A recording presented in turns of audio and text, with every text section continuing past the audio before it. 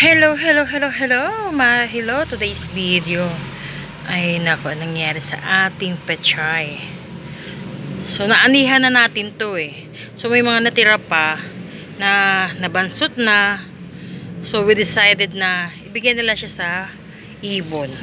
So meron naman kami lovebird. So bibigay ko sa lovebird to kasi ang lovebird hindi lang naman feeds ang kinakain niya, pati vegetable or fruits, para mas healthy kung magkakaroon sila ng mga itlog, diba?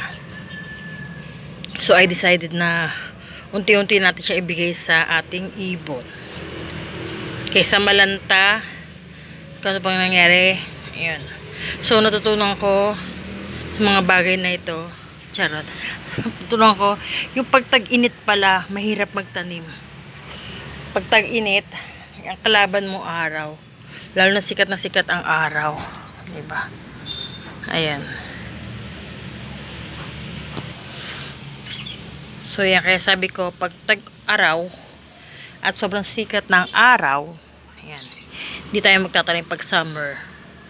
Kasi yung mga natin, mga bell pepper natin, ang ganda ng tubo Iba yung mga bell pepper natin kasi medyo malamig yun. Ano yun, almost December, January, February. Pero itong ito, ayaw. Sobrang tindi ng init.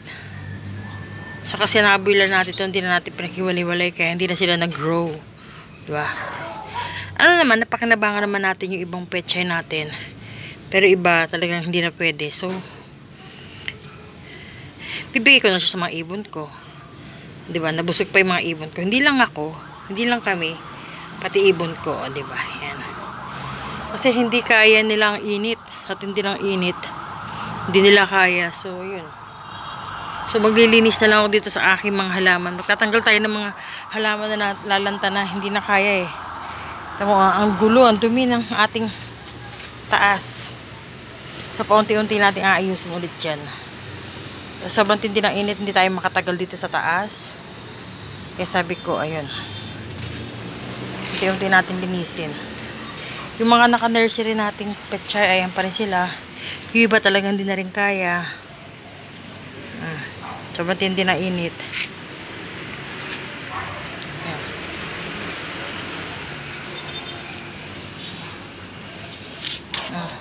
Kahit yung mga pandan natin talagang tindi na init May namatay na nga doon pandan, pinatanggal na. Kasi na iba. Ang tumatagal na lang sa init, itong snake plant, ang madami. Matagal sa init yung snake plant, pero yung mga ganyan hindi na kaya. Ang dami natin mga basyong lupa ngayon. Aanihin ko yan. Sasalain ko yan. Tanggalin ko yung mga bato niyan para mas maganda. May panala ako ng mga bato Tataniman natin ulit yan.